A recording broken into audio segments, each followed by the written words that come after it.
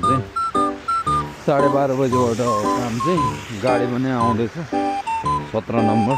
त्यही रेगुलर हैन भर्खर निस्कियो आज ढिलो काम ढिलो निस्किने गाडी पनि लेट थियो 5 मिनेट त्यही छिटै निस्केको है यही हो गाडी चाहिँ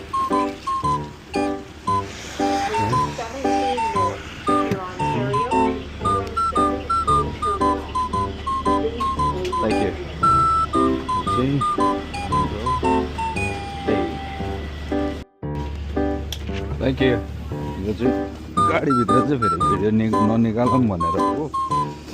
किनकि यहाँ चाहिँ मान्छेहरू अफेन्ड हुन्छ क्या अफेन्ड भन्छ कि अफेन्ड भन्छ त्यो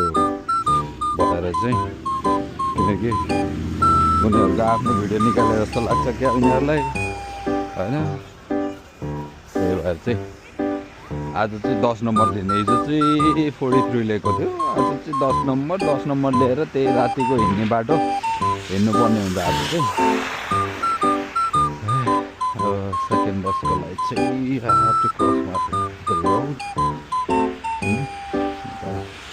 हुन्छ त्यस्तै हो फुड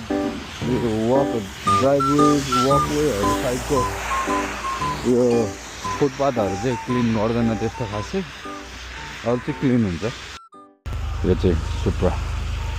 यो चाहिँ लिन मन छ भनेको खै हेरौँ त्यो एउटा सुप्रा चाहिँ मोडल भनेको फर्स्ट होला हो यो चाहिँ 2000 कतिमा आएको 18-19मा आएको कतिमा आएको त्यो एउटा सुप्रा त्यति एक्सपेन्सिभ तर पनि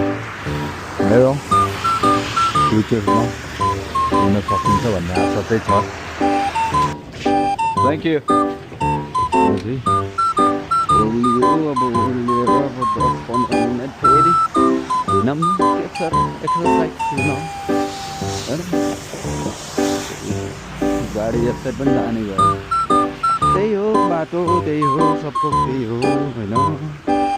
बुटसुट लाएरै यसरी हिँड्नुपर्छ लखर हिँडेर आनन्दले पुगिन्छ अब लाग्छ अझै 2-3 महिना लाग्छ यो हिँड्नु सुक्न सबै कुरा हुन है गाँजा हाउस पनि छ यहाँ त यस्तै हो गाँजा पसलहरू पनि पुरै लिगलाइज छ पुरै चाहे तिमी गाँजा खाऊ चाहे तोप पान चाहे जे गर्छौ गर you are free to do you have rights भन्ने जस्तो हो क्या यहाँ चाहिँ नेपालमा भइदिए तँलाई गाँजा खान्छस् भनेर उ गर्छन् यहाँ चाहिँ त्यस्तै हो मस्त जे खान्छौ जे गर you are free to do anything तर एज चाहिँ पुग्नु पर्यो एज पुगेपछि जे गर्छौ गर यु आर फ्री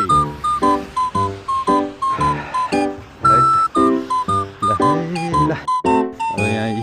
यसरी यो मसिनले चाहिँ सफा चाहिँ गर्छ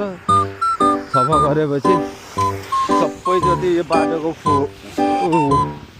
वकवेमा फल्दैछ क्या अनि फालेपछि हिँड्ने कसलाई अप्ठ्यारो कसलाई हिँड्ने मान्छेलाई अलिक गाह्रो हुँदैन त अनि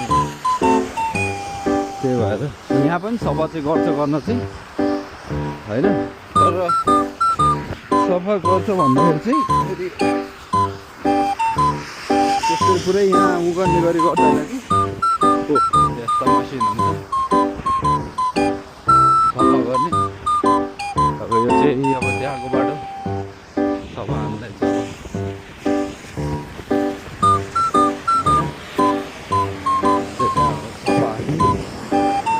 नुन हाल्दै सफा गर्दै गरेर छ टोपी लगाउँ चिसो छ है त्यही भएर चाहिँ